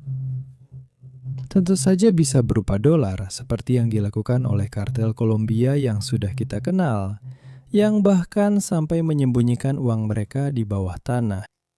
Jadi sebelum kita lanjut ke bagian berikutnya, saya harus berterima kasih kepada sponsor hari ini yang tentunya adalah Incogni. Saya yakin kalian seperti saya, setiap hari menerima email spam dari layanan yang bahkan kalian tidak ingat pernah digunakan atau pernah mendaftar. Tentu saja mereka menawarkan tarif, penawaran, dan sebagainya. Jika kalian bingung bagaimana mereka mendapatkan email atau nomor telepon kalian, ketahuilah bahwa setiap kali kalian mendaftar ke sebuah layanan, jika layanan itu gratis, berarti produknya adalah kalian sendiri. Jadi, apa yang dilakukan oleh Incogni? Incogni adalah layanan yang bertugas menghapus data pribadi secara online dari berbagai situs dan broker data. Tujuannya adalah untuk mengurangi jumlah informasi yang tersebar di internet. Ini tidak hanya membantu mencegah data Anda dijual kembali untuk tujuan pemasaran, tetapi juga mengurangi spam, panggilan yang tidak diinginkan, dan menurunkan risiko informasi tersebut digunakan untuk aktivitas jahat. Lebih sedikit data online berarti kemungkinan profilasi yang lebih kecil, tetapi juga mengurangi risiko serangan yang ditargetkan seperti phishing, yaitu ketika mereka mencoba mencuri data Anda. Incogni tidak seperti yang lain, tidak menjual kembali data Anda. Tentu saja biayanya murah, bahkan sangat murah. Karena jika Anda menggunakan kode diskon saya, Anda akan mendapatkan diskon 60%. Saya pribadi menggunakannya baik untuk nomor telepon maupun email, dan saya harus bilang bahwa ini benar-benar berfungsi. Saya hampir tidak pernah terganggu lagi. Saya hampir tidak pernah menerima telepon lagi. Jadi ingatlah, jika mereka tidak bisa menemukan Anda, mereka tidak bisa mengganggu Anda. Jadi Incogni adalah solusi untuk masalah Anda dan juga masalah saya. Tautannya bisa Anda temukan di chat, di deskripsi, dan di komentar yang dipasang paling atas. Dukunglah kanal ini dan Anda bisa terbebas dari berbagai penawaran dan kerepotan semacam itu. Dan saya katakan ini secara pribadi karena email kanal saya yang sudah saya coba jaga tetap bersih. Maksudnya, sekarang saya sudah menggunakan email kanal itu untuk mendaftar. Bahkan tidak di Temu atau hal-hal seperti itu. Setiap bulan, secara sistematis, saya menerima satu email spam lagi yang saya sendiri tidak tahu dari mana mereka mendapatkan email kanal itu. Dengan Incogni, saya berhasil menghapusnya. Bukan hanya berhenti berlangganan, memblokir, dan hal-hal seperti itu, sekarang email-email itu tidak masuk lagi. Wah, kedengarannya luar biasa. Kamu benar-benar berhasil meyakinkan saya. Karena saya juga terus-menerus menerima email, sudah diblokir pun tetap saja ada email lain yang masuk. Tapi saya juga bilang ke teman-teman, misalnya ada seseorang yang sedang bekerja di ruang bawah tanah rumah saya yang sedang saya renovasi. Dia yang memasangnya, istrinya juga ingin memasangnya. Karena banyak orang ingin menghindari telepon-telepon seperti itu. Kamu tahu, saat seseorang sedang bekerja, tiba-tiba ada telepon masuk. Sekarang, beda ceritanya kalau saya yang bekerja di depan komputer, beda lagi kalau seseorang sedang melakukan pekerjaan manual dan harus menghentikan semuanya hanya untuk menjawab telepon sialan itu. Dan menurut saya, Incogni seharusnya mengambil definisi saya. Seberapa besar nilai yang kalian berikan pada waktu kalian? Karena pada akhirnya, ini akan menghemat waktu kalian. Coba tawarkan saja ke mereka, menurutku itu bagus. Jadi, aku akan memanfaatkan definisi ini karena aku juga akan menambahkan iklan dalam bahasa Spanyol. Tepatnya, seberapa besar nilai yang kita berikan pada waktu kita. Seperti yang kalian tahu, aku dan Mirko malam ini juga menawarkan waktu, menawarkan pengetahuan. Saya minta jika kalian bisa dan mau untuk mengikuti saya di Instagram. Nanti Mirko akan membagikannya di chat. Memang, di kanal Instagram saya berbicara tentang Amerika Latin, membahas berbagai aktivitas yang saya lakukan sebagai dosen di Madrid, sebagai jurnalis, dan sebagai ahli kerjasama internasional. Jadi, jika kalian mau, sebagai bentuk apresiasi atas waktu yang kami dedikasikan dan gunakan untuk mempersiapkan ini, jika kalian ingin mengikuti saya akan senang sekali. Kita juga bisa melanjutkan percakapan di kanal saya. Jadi, kembali sedikit ke produksi. Di sini ada salah satu titik perubahan besar, Mirko. Karena kita telah beralih dari organisasi kriminal seperti Jalisco Nueva Generación, Kartel Sinaloa, yang dikenal sebagai organisasi kriminal narkotika, menjadi benar-benar industri kimia kriminal. Artinya, kita telah membuat organisasi kriminal ini mudah diperluas sekarang. Karena seperti yang kamu katakan, hanya butuh beberapa bahan, ruang apa saja yang bisa digunakan, dan yang terpenting, operasi khusus dari pihak kepolisian. Mereka membongkar satu laboratorium. Saya bisa membuat 10 lagi dalam waktu singkat. Jadi bagi kartel, ini adalah salah satu elemen yang benar-benar penting. Salah satu aliran besar yang memungkinkan untuk mendatangkan uang arus kas yang besar. Karena ada desentralisasi, seperti halnya ada ratusan laboratorium di Ukraina yang membuat drone, dan karena itu sulit untuk diserang, sulit untuk menghentikan produksinya. Di sini mereka juga bisa mendesentralisasi. Kalau dulu, kamu justru berusaha menempatkan semua perkebunan di satu daerah, karena harus dimurnikan, dipusatkan, dan sebagainya. Itu sangat merepotkan. Karena kalau kamu punya misalnya satu perkebunan koka di satu tempat, satu lagi 50 km jauhnya, lalu kamu harus membawa barangnya dan sebagainya. Di sini sebaliknya, kamu bisa punya banyak laboratorium kecil, bahkan yang bisa dikorbankan. Maksudnya kalau satu ketahuan, kamu tidak rugi karena tidak ada apa-apanya. Benar, bahkan yang bisa dikorbankan. Sementara sebelumnya, rantai komando untuk perkebunan besar dan semuanya harus orang-orang yang sangat dipercaya, karena kalau rantainya terbongkar, bisa sampai menghancurkan perkebunan yang sangat besar. Kita ingat saat semuanya dimulai dengan kartel-kartel besar yang awalnya bekerja dengan ganja, bukan kokain. Tapi sekarang, kartel-kartel mulai menggunakan strategi yang menurut saya tambahkan kata sifat ini, sangat mengerikan. Saya tidak tahu apakah di slide berikutnya sudah terlihat. Nah, di sini saya tampilkan produksinya. Seperti yang kita bicarakan tadi, di sini kita harus mencantumkan nomenklatur. Mirko, jangan lakukan ini di rumah. Jangan lakukan ini di rumah, di sini dilakukan oleh orang-orang yang ahli. Benar, jangan lakukan ini di rumah. Penafian. Di sini kami telah menunjukkan bahwa sebenarnya dibutuhkan sangat sedikit. Jadi, produksi 25 gram fentanyl biayanya sekitar $810.800. Dan itu setara dengan hingga $800.000 dalam bentuk pil di pasar gelap. Maksudnya, kita mulai menyadari Aku salah pakai baju. tentang berapa banyak uang yang bisa didapatkan kartel dari fentanyl. Jadi, kartel telah membanjiri Amerika Serikat dengan fentanyl karena jumlah uang yang bisa mereka dapatkan dari narkoba sintetis ini sangat besar. Jadi mereka punya masalah yang berlawanan. Maksudnya kamu bisa memproduksi begitu banyak sehingga masalahmu adalah kepada siapa kamu akan menjualnya. Tepat sekali, dan terutama masalah ini juga berkaitan dengan apa yang kita bicarakan sebelumnya. Saya punya lebih sedikit pelanggan daripada yang bisa saya produksi. Dan terutama, saya harus sangat berhati-hati karena hal ini mematikan. Jadi, jika saya tidak menjualnya dengan baik dan jika saya tidak memastikan bahwa produk ini digunakan dengan baik, pelanggan akan habis. Karena 100.000 orang meninggal karena overdosis, tidak semuanya karena fentanyl. Katakanlah 70-80.000 meninggal karena fentanyl, dan itu berarti 80.000 pelanggan berkurang. Jadi, ikuti pemikiranku ini, Mirko. Ini pemikiran yang mengerikan. Lanjutkan pemikiran ini bersamaku. Jika aku punya masalah, maksudku aku punya sebuah peluang. Peluangnya adalah sistem kapitalis Amerika Serikat yang sangat mendorong resep obat penghilang rasa sakit dalam 20 tahun terakhir. Telah menciptakan sekelompok pengguna yang sebelumnya menggunakan Oxycontin, lalu mulai membutuhkan opioid lain. Jadi saya, kartel narkoba Meksiko, melihat peluang, masuk, dan mulai menjual pil, mulai menjual fentanyl untuk bisa memenuhi permintaan opioid pereda nyeri yang memiliki ribuan orang yang telah dibuat kecanduan oleh sistem Amerika Serikat sendiri yang sekarang tidak lagi menjual obat-obatan itu kepada mereka. Tapi saya punya masalah. Beberapa orang meninggal karena overdosis dan saya mulai mengalami kelebihan produksi fentanyl.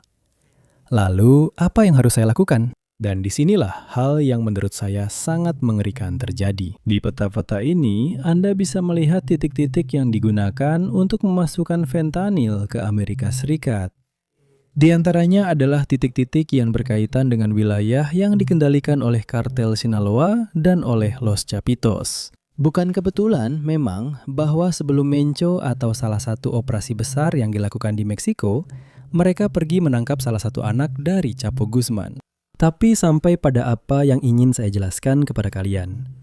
Apa strategi yang dijalankan oleh kartel untuk mendapatkan pelanggan baru? Mari kita lihat apakah kalian bisa menebaknya. Ini adalah sesuatu yang sangat licik, sangat cerdas, dan sangat jahat pada saat yang sama, benar-benar mematikan.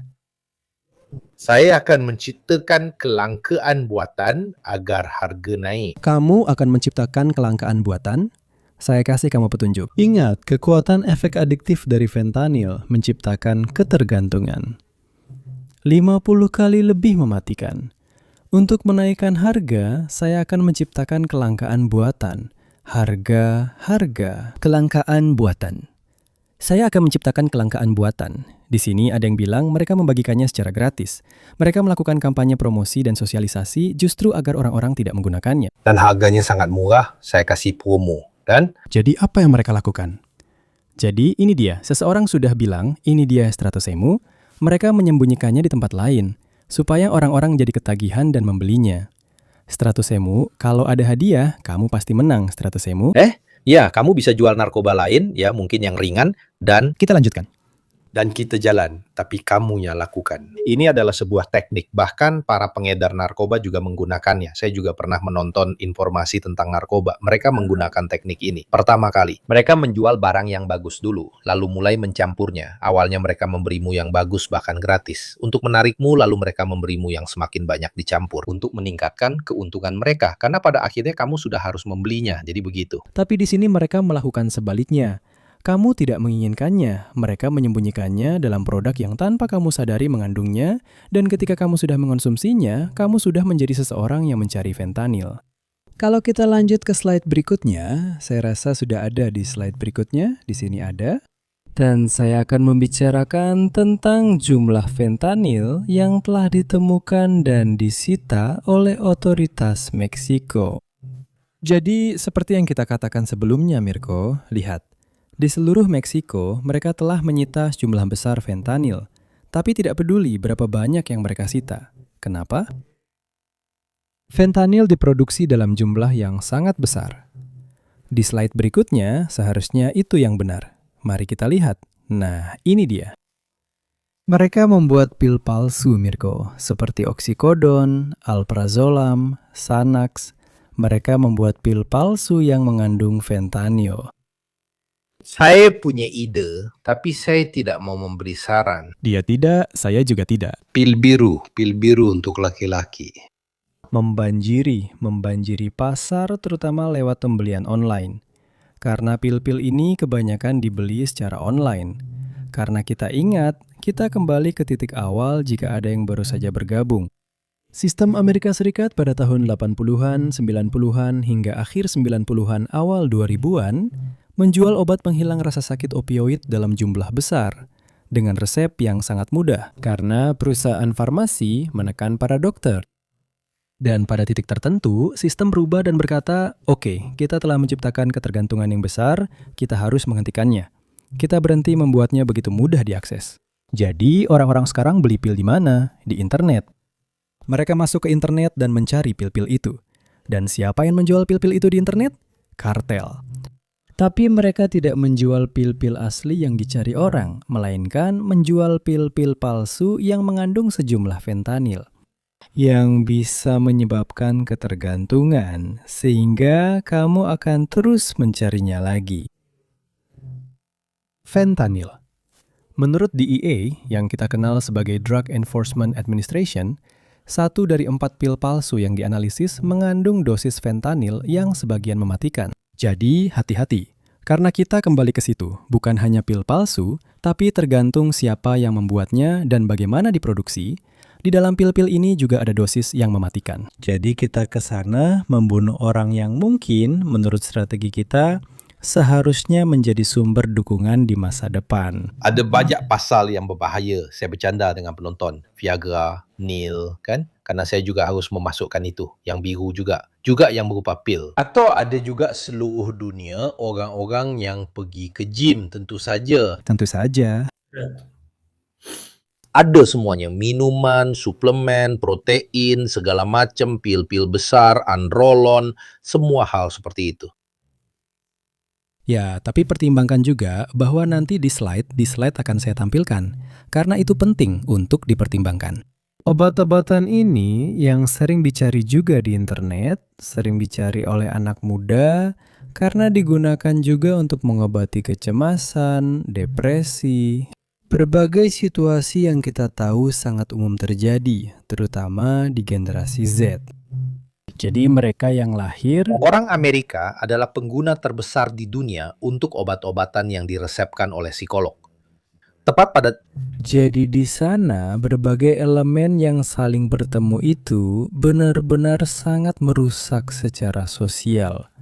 Sangat merusak secara sosial. Tapi ini sangat menarik untuk strategi organisasi kriminal, mari kita ulangi, yang telah menjadi industri kimia dan kriminal yang sesungguhnya. Karena saya punya sasaran yang sangat muda yang sering mencari pil secara online, bahkan tanpa memberitahu orang tua mereka. Karena mereka punya kemampuan ekonomi yang cukup besar, dan saya menjual pil-pil itu kepada mereka yang kemudian membuat mereka menjadi konsumen fentanyl. pertanyaan penting, bagaimana mereka membelanjakan uang itu untuk pasukan dan sebagainya? Karena dulu kamu butuh pasukan besar bersenjata untuk melindungi produksi, pengiriman kokain, hal-hal seperti itu. Sekarang karena kiriman juga sudah bisa dikorbankan, mereka kehilangan satu kiriman dan siapa peduli berapa nilai kiriman. 1 ton itu $10.000. Dulu harganya $10.000 per kilo. Jadi ada juga perubahan dari sudut pandang itu, ya. Kita sudah sempat membicarakannya sedikit dengan Francesco terakhir kali. Jadi Tentunya tidak perlu lagi pasukan besar yang menguasai wilayah.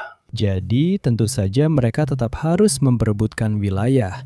Karena kita harus ingat bahwa kartel Sinaloa dan Jalisco, generasi baru, tetap saling memperebutkan wilayah di Meksiko. Kemudian mereka melakukan perang proksi di wilayah lain, ingatlah Ekuador misalnya, di mana kedua kartel Meksiko ini menggunakan geng kriminal bersenjata lokal untuk melakukan perang proksi.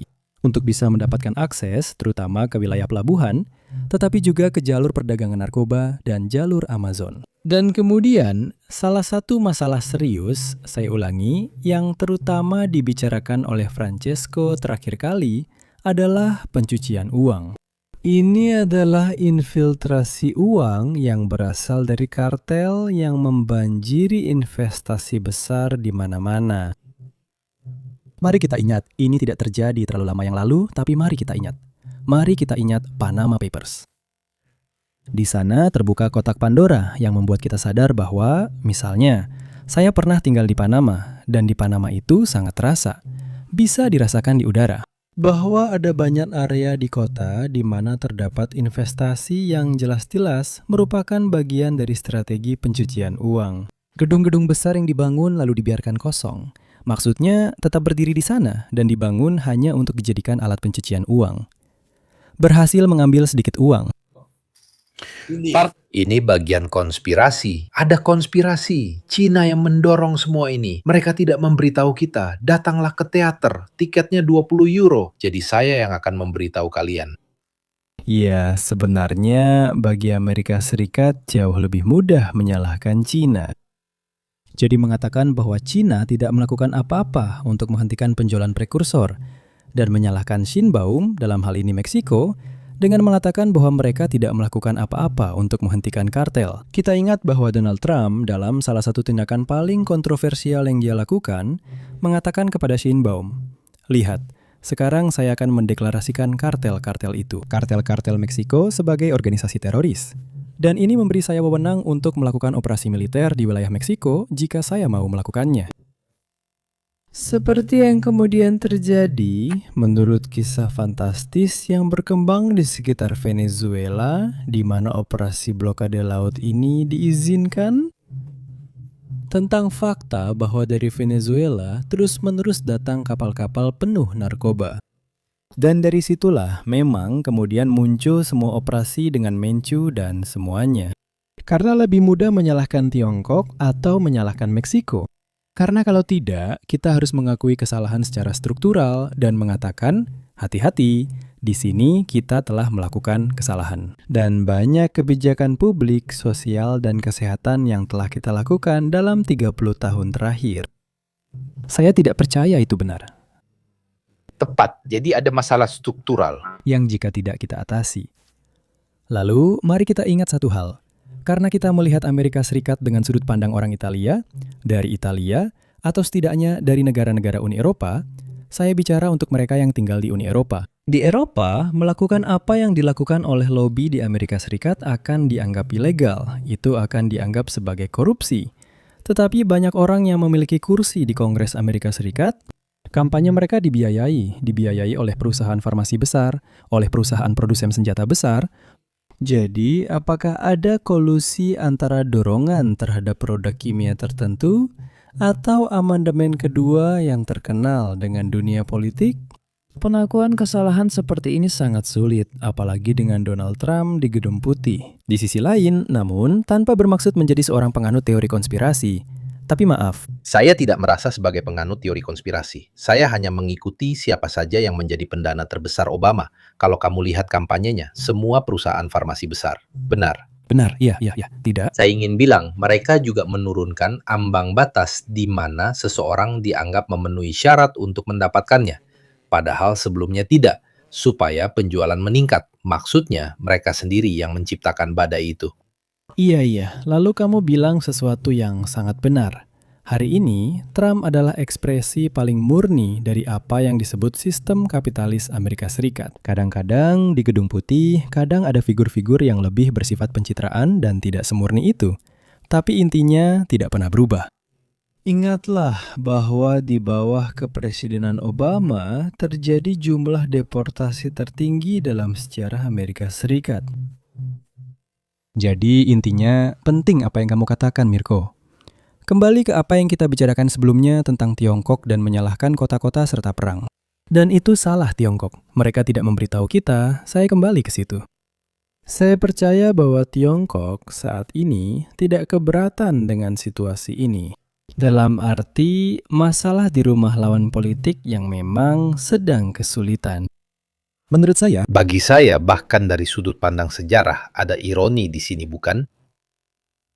Ya, pasti. Kalau bicara soal itu, tentu. pasti. Namun begini, saya tidak akan mengatakan bahwa ada konspirasi yang sedang berlangsung. Tapi memang ada situasi geopolitik yang menguntungkan yang dimanfaatkan oleh beberapa pihak. Dalam hal ini tentu saja oleh Tiongkok. Fentanyl, Tiongkok. Sekarang saya seharusnya mendengar pendapat orang yang lebih paham soal Tiongkok, tapi saya rasa mereka tidak punya masalah besar dengan narkoba, jadi mereka tidak punya lembaga seperti DEA di Tiongkok. Saya tidak tahu kecanduan apa yang ada di sana. Karena di dunia Soviet atau di dunia komunis, penggunaan narkoba sangat sedikit. Ya, karena ada kontrol sosial yang sangat ketat di Tiongkok, jadi itu sangat sulit. Maksudnya, jika kamu melihat seseorang yang mulai berada dalam kondisi seperti orang-orang di Kensington, Philadelphia. Maksudnya, saya membayangkan bahwa operasi yang dijalankan untuk menemukan penyebab situasi itu sangat efektif dan sangat cepat. Jadi ada kontrol sosial yang jauh lebih ketat. Dan memang Donald Trump yang telah membiasakan kita pada hal-hal yang sangat luar biasa. Telah membuat Fentanyl Act yang terkenal, yang dimaksudkan sebagai dekret khusus untuk menghentikan fentanyl. Tapi pada dasarnya, bahkan mari kita katakan secara dasar, itu semua adalah undang-undang yang sebenarnya sudah ada, yang sudah berlaku. Jadi Fentanyl Act yang dibuat oleh Donald Trump ini lebih bisa dibilang sebuah tindakan simbolis untuk media, untuk publik, untuk menunjukkan bahwa dia sangat memperhatikan masalah ini, bukan? Ini adalah sesuatu yang selalu diangkat kembali oleh Donald Trump ketika itu menguntungkannya. Karena bagaimanapun juga, ini adalah luka yang masih terbuka, sesuatu yang masih ada sampai sekarang. Angkanya memang menurun, harus jujur. Angka kematiannya menurun, bukan angka konsumsi fentanyl. Angka kematian menurun karena dengan penggunaan naloxone secara masif, angka kematian akibat overdosis menurun. Tapi penggunaan fentanyl tidak menurun. Jadi di sana pun kita harus membaca angka-angka itu dengan sangat kritis. Di sini mereka bilang ketiga atau keempat pada dasarnya. Kontak? Mereka bilang naloxone, bukan naxolon. Ya, Naloxone. lebih mudah bilang naxolon. Tapi tidak. Tapi saya belum bilang sesuatu. Saya akui, tidak banyak yang tahu saya disgrafik. Jadi bukan disleksik, tapi disgrafik. Dan saat saya menulis sesuatu kadang sesuai yang terlintas di pikiran, meskipun tidak. Dan kemudian itu tetap ada di kepala saya. Tulis potable. Dan kemudian pada titik tertentu itu tetap ada di sini. Terutama sekarang dalam bahasa Italia, karena saya tidak terlalu sering menulis dalam bahasa Italia lagi. Dan kemudian menjadi sulit untuk mengingatnya. Naloxone, bukan Naxolon, Naloxone. Terima kasih banyak. Jadi, Donald Trump adalah isu yang sesekali dia angkat, tapi jika kalian tidak sering mendengarnya, itu karena dia tidak bisa terus-menerus mengangkatnya karena itu adalah luka yang masih terbuka. Maksudnya, itu adalah sesuatu yang bisa terus-menerus dijadikan bahan celaan kepadanya karena dia tidak berhasil memberikan solusi penting untuk masalah ini. Dan saya ulangi, ini tentang generasi baru Amerika Serikat. Ingat apa yang kita bicarakan sebelumnya. 10-19 tahun. 10-19 tahun. Dan bagaimana orang-orang berusia 10 tahun bisa sampai kepadamu? Begini. Ini mungkin adalah cerita kecil yang dulu diceritakan kepada kami saat masih SD. Jangan ambil permen dari orang asing. Bahkan ada legenda waktu saya SMP, katanya ada orang yang membagikan stiker Panini, tahu kan? Yang harus dijilat supaya bisa ditempel di album. Dan katanya di belakangnya dikasih narkoba. Saya sendiri belum pernah dengar kejadian nyata soal ini. Maksudnya saya sering dengar ceritanya, tapi belum pernah lihat kasus nyata stiker yang di belakangnya ada narkoba. Tapi cerita seperti ini memang banyak beredar di tahun 90-an. Iya. Bagaimana mereka membujuk anak-anak usia 10, 12, 13 tahun? 14 tahun. Menurut saya, ini juga berkaitan dengan anak-anak yang lebih besar yang bisa memberikan pil-pil ini kepada mereka. Dan kemudian kita kembali ke situ lagi. Semuanya dapat diakses secara online. Jadi, kita sedang membicarakan tentang negara yang benar-benar tidak diatur, di mana semua orang bisa melakukan apa saja, di mana aksesnya sangat mudah, di mana mendapatkan informasi bahkan tentang di mana membelinya dan bagaimana membelinya sangatlah mudah. Di mana fentanyl selain itu masuk ke dalamnya. Yang mungkin belum cukup kita bahas, pada sebuah sistem konsumsi narkoba, konsumsi obat-obatan, dan konsumsi antidepresan yang sangat besar. Maksudku, Mirko, kamu sudah beberapa kali mengatakan, kita sedang membicarakan sebuah negara di mana hal ini sudah menjadi hal yang biasa. Mengonsumsi sejumlah obat tertentu dan jenis obat tertentu yang di negara lain sudah akan dianggap sebagai obat yang hanya untuk penggunaan medis ketat, hampir seperti hanya diberikan di rumah sakit kalau kamu sedang dirawat. Kalau tidak, ia tidak diberikan. Bahkan kamu tidak bisa mendapatkannya di jalanan. Lalu, penting untuk dipertimbangkan bahwa fentanyl bisa berbentuk berbagai macam. Tadi kita sudah tunjukkan bentuk pil, tapi juga bisa dijadikan bubuk. Intinya, fentanyl bisa berbentuk jauh lebih sulit dikenali bahkan oleh orang yang mengonsumsinya. Kami punya pertanyaan dari para ahli. Krokodil juga merupakan narkoba murah, tapi tidak memberikan dampak sebesar fentanyl di Amerika. Kenapa bisa begitu? Di sini saya hanya berpendapat, saya rasa tekanan yang dilakukan oleh organisasi kriminal, dalam hal ini Jalisco Nueva Generación, Sinaloa, sangat berperan penting. Ini agak mirip dengan pembahasan tentang Zempic. Bukan hanya ada Zempic, hanya saja Zempic datang di waktu yang tepat, dengan promosi yang tepat, dan akhirnya menguasai pasar. Dalam kasus ini, fentanyl muncul. Pembahasan tentang ketersediaan komponen. Benar. Sebuah pembahasan tentang ketersediaan dan investasi. Bagi kartel, ini adalah sebuah investasi. Mereka mulai mendorongnya, dan lalu mulai mapan di pasar. Itu sudah dikenal di pasar Amerika Serikat karena sudah digunakan sejak tahun 60-an. Jadi sudah diketahui bahwa itu adalah obat penghilang rasa sakit, orang-orang tahu bahwa mereka bisa menggunakannya. Mungkin yang tidak mereka ketahui adalah efek sampingnya yang sangat mematikan dan terutama kemampuannya yang besar untuk menimbulkan ketergantungan. Fentanyl, ingat, 50 kali lebih kuat dari heroin dan kita tahu apa yang telah dilakukan heroin. Saya ingin mengundang seorang dokter untuk menjelaskan kepada saya seperti apa efeknya, karena itu membuatmu merasa euforia dan sebagainya.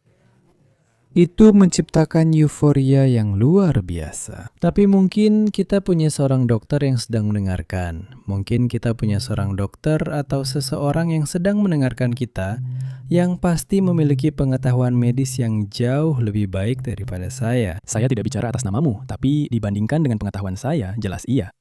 Jadi, begitulah secara umum tentang fentanyl. Lalu, jika kita ingin membicarakan bagaimana organisasi kriminal menggunakan seluruh aspek farmakologi untuk bisa mendapatkan keuntungan dari struktur yang sudah ada, Di situ kita masuk ke dalam semacam evolusi organisasi kriminal.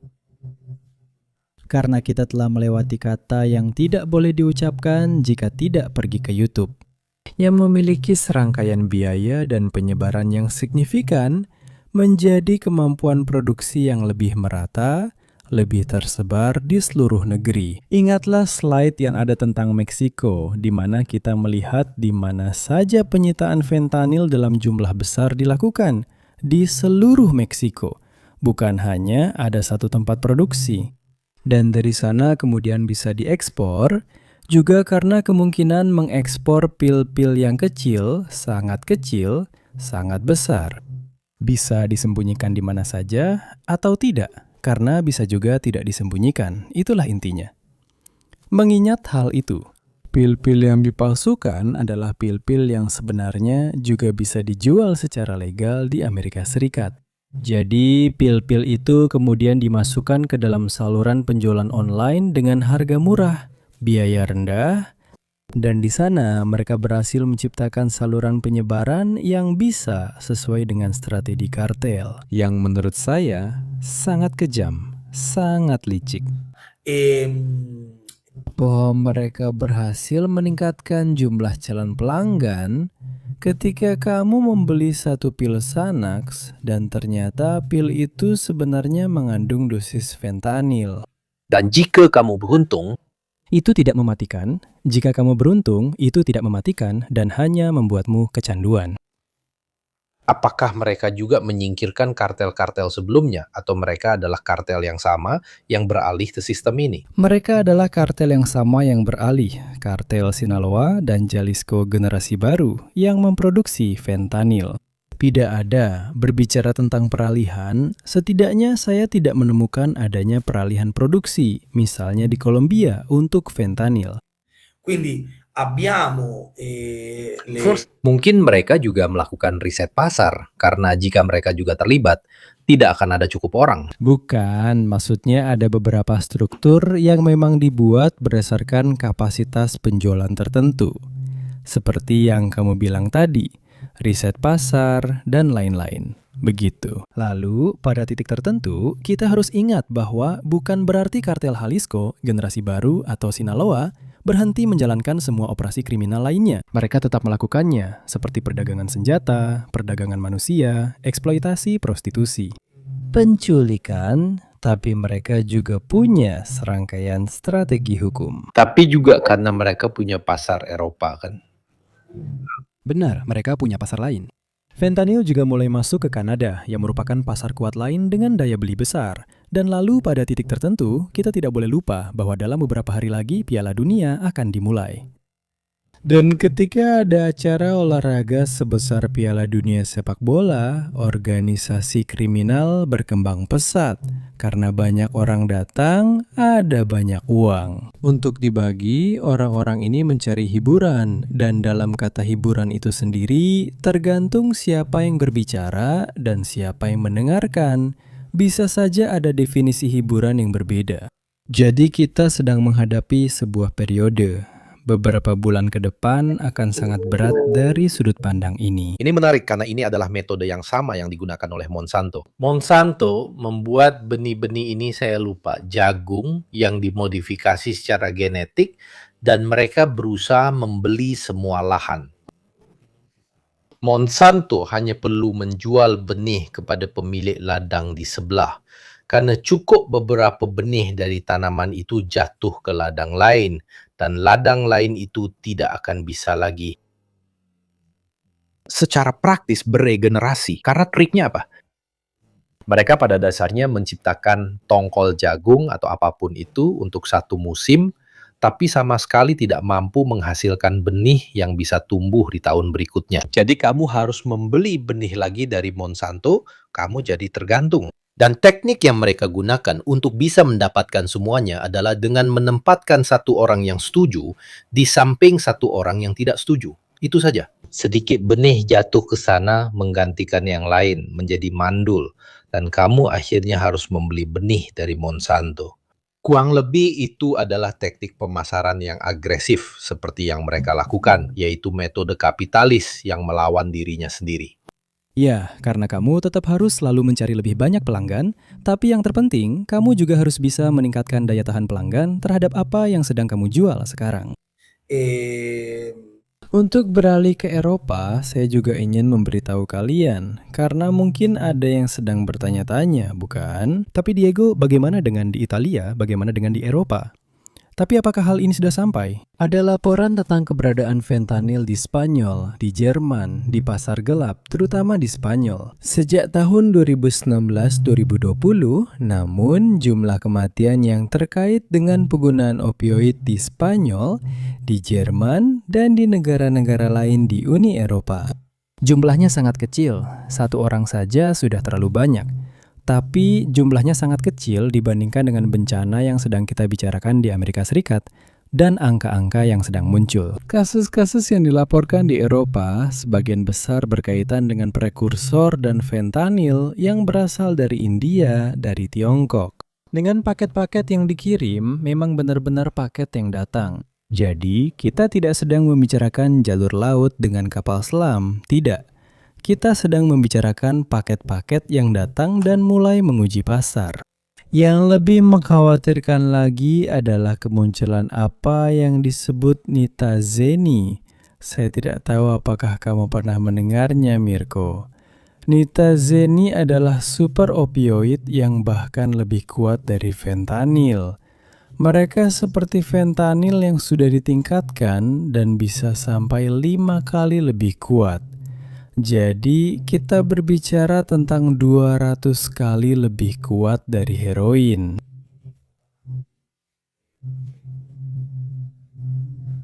Yang sudah muncul di beberapa tempat. Saya kembali lagi ke pertanyaan yang tadi kita bahas.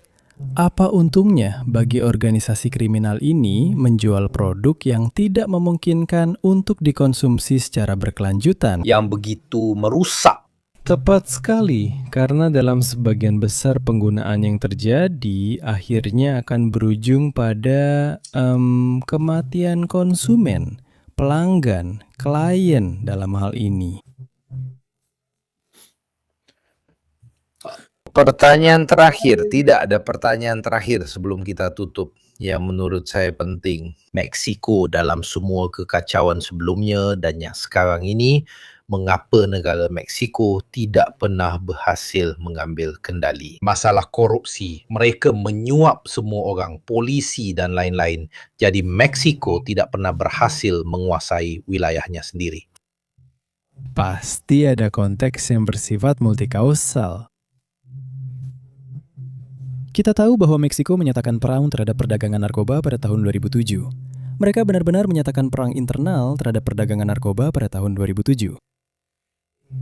Sekarang, infiltrasi jaringan perdagangan narkoba ke dalam institusi publik, ke dalam kepolisian, ke dalam sistem negara sangat besar. Dan seperti yang terjadi di negara lain, memang ada.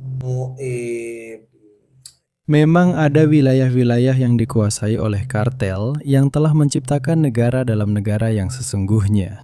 Jadi benar seperti yang dikatakan oleh Winter Knight setelah pembunuhan Mencio.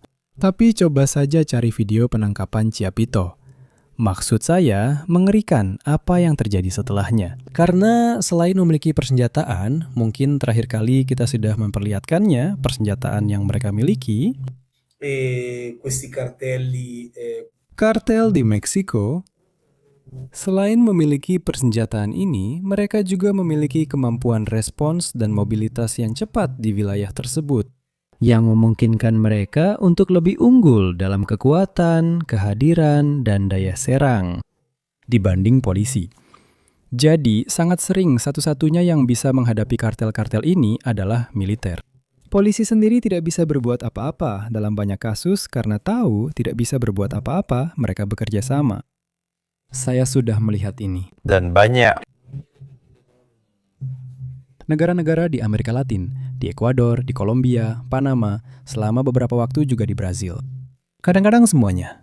Ketika saya tinggal di daerah dekat perbatasan, saya pernah melihat tanpa membicarakan negara itu sekarang. Saya pernah melihat sebuah barak kecil milik tentara, dalam hal ini milik tentara, di mana mungkin ada 25 orang di mana perwira termudanya belum mencapai usia 30 tahun. Dan di depan mata perwira ini mereka menyelundupkan bensin, menyelundupkan segala macam barang.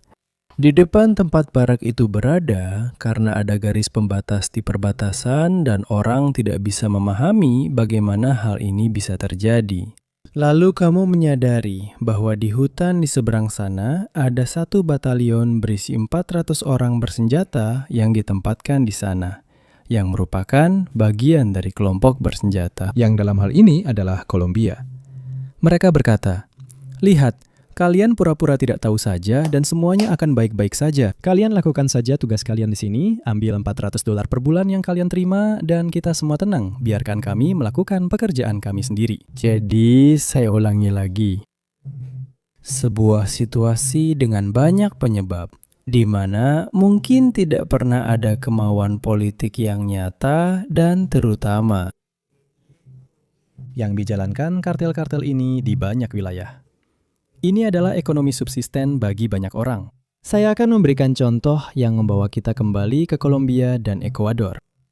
Perbatasan utara Ekuador, perbatasan yaitu menjadi batas dengan banyak daerah yang sulit diakses, tidak mudah dijangkau di Kolombia, di mana dulu ditanam dan diproduksi tanaman koka untuk kemudian menghasilkan zat putih yang kita kenal itu. Banyak orang yang tinggal di Ekuador dan hidup di daerah-daerah ini tidak memiliki kesempatan untuk mendapatkan pekerjaan dengan bayaran yang baik. Mereka pergi bekerja menyeberangi sungai dengan kano. 5 menit saja ke ladang di seberang perbatasan. Raspasin, yaitu orang yang menanam tanaman koka, lalu memetik daunnya dan membawanya. Dan di sanalah daun itu diolah untuk menghasilkan zat lainnya. Dan orang ini bukanlah seorang pengedar narkoba. Orang ini bisa digambarkan seperti buruh tani di Italia Selatan, di Italia, yang datang untuk bekerja sehari-hari demi mendapatkan sejumlah uang. Jadi organisasi-organisasi ini menciptakan lapangan kerja, yang di luar orang-orang yang bekerja di dalam organisasi kriminal seperti pengedar narkoba, juga memberikan dukungan nyata dan ekonomi bagi berbagai wilayah. Jadi, menghancurkan semua ini, Mirko, sangatlah sulit. Benar-benar sulit. Juga karena, kalau kita bicara tentang Meksiko, ada seluruh budaya narko. Ada Santa Muerte, narko corrido, narko sebagai panutan hidup. Maksudnya, kalau dulu yang jadi idola itu polisi, pemain bola, model, influencer, sekarang di Meksiko itu narko. Maksudnya, saya ingin menjadi orang yang punya kekuatan seperti itu, yang punya kemampuan ekonomi seperti itu. Tapi bukan hanya untuk membeli mobil besar, mungkin juga untuk membeli rumah. Ibu saya yang seumur hidupnya berjualan makanan di jalanan dan sekarang berusia 70 tahun masih terus bekerja. Dan saya mungkin, jika saya bisa masuk ke lingkaran ini, bisa membelikan beliau rumah yang layak untuk ditinggali dan membuat beliau berhenti bekerja.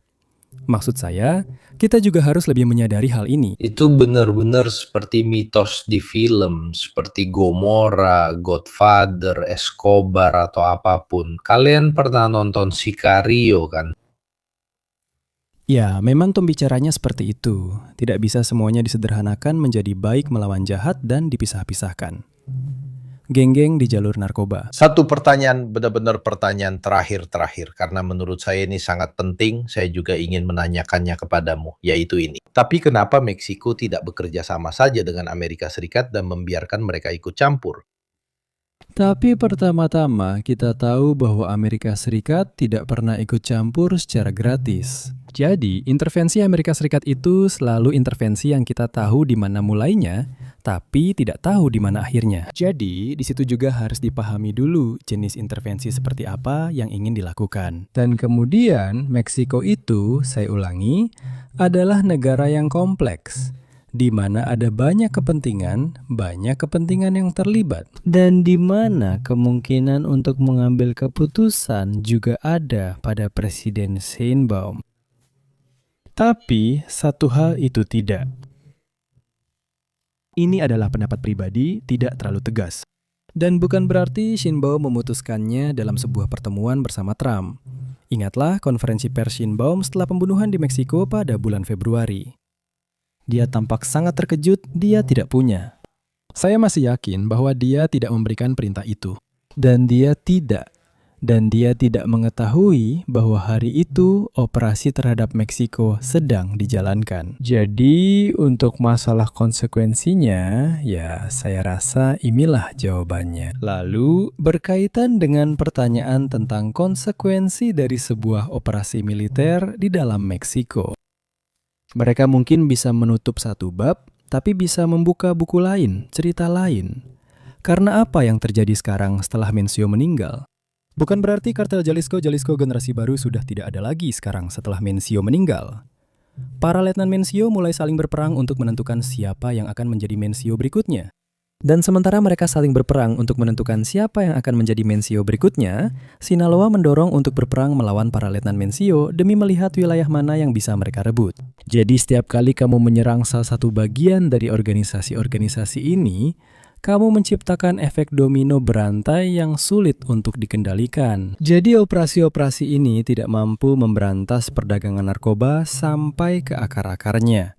Seharusnya dilakukan operasi struktural yang berskala besar. Itu sedikit seperti gagasan ketika pada tahun 2007 mereka meluncurkan perang terhadap perdagangan narkoba, yang kemudian berujung pada hasil seperti yang kita tahu. Baiklah tuan-tuan, saya sangat berterima kasih kepada Diego. Saya juga sangat berterima kasih kepada semua yang telah mengikuti kami. Saya mengajak anda kembali pada hari Minggu, di mana kita akan membahas tentang kecerdasan buatan, tapi kita juga akan mendapat kabar besar tentang aplikasi yang telah kami buat yang akan segera dirilis. Jadi, kita akan membahas hal-hal yang cukup menarik dan mungkin juga akan sedikit membicarakan tentang klien distributif. Mengenai beban penggunaan kecerdasan buatan, itu adalah hal lain yang sedang kami kerjakan. Jadi, banyak hal menarik. Kamu ikut kan? Saya berterima kasih kepada semuanya. Terima kasih banyak kepada Diego. Untungnya kita berada di luar kekacauan fentanyl ini karena tidak ada budaya atau latar belakang yang menciptakan kondisi tersebut. Jadi, untuk saat ini kita masih selamat. Terima kasih kepada semuanya. Senang sekali. Sampai jumpa di lain kesempatan.